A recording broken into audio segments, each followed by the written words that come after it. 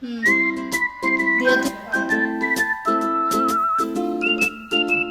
পছন্দের জামাটা আমি বানাতে বসে পড়লাম এবং আমার মেজারমেন্ট অনুযায়ী আমি পুরো জামাটা কেটে নিলাম। সত্যি কথা বলতে আমার পছন্দের জামাগুলো বানাতে খুবই ভালো লাগে আর ভেতরে এক্সাইটমেন্ট কাজ করে। মনে হতে থাকে কখন বানাবো, কখন শেষ হবে, কখন ড্রেসটা পরবো। আর যখন বানানো কমপ্লিট হয়ে যায় তখন ভেতরে প্রশান্তি কাজ করে, ভালো লাগা কাজ করে। সত্যি কথা বলতে ঘন্টার পর ঘন্টা বসে ড্রেস বানানো একটু কষ্টসাধ্য, বাট যখন ড্রেস পুরো কমপ্লিট হয়ে যায় তখন দেখার পর এই কষ্টগুলো আর কষ্ট মনে হয় না।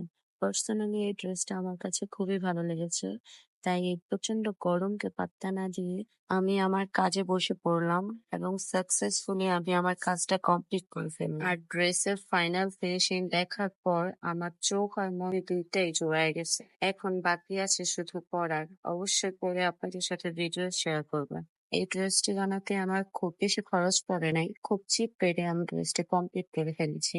আমি আগেই বলেছি পেজে আমার কাছে তুলনামূলকভাবে দামটা একটু বেশি লেগেছে, যার কারণে আমি এই ড্রেসটা নিজেই বানিয়ে নিলাম। যদিও একটু কষ্ট হয়েছে, বাট আমার ড্রেসটা তো কম টাকায় বানানো হয়ে গেল, আমার টাকাগুলো তো বেঁচে গেল। শুধু বাকি আছে ড্রেসটি পরার। অবশ্যই ড্রেসটি পরে ফাইনাল ভিডিও শেয়ার করবো। এখন আসি ড্রেসটি বানাতে আমার কি কি কাপড় লাগলো, কত টাকার কাপড় লাগলো, আর সবকিছু মিলিয়ে আমার টোটাল কত টাকা খরচ পড়লো, কত টাকার মধ্যে ড্রেসটি আমি কমপ্লিট করতে পারলাম, সবকিছুই থাকবে এর পরের ভিডিওতে।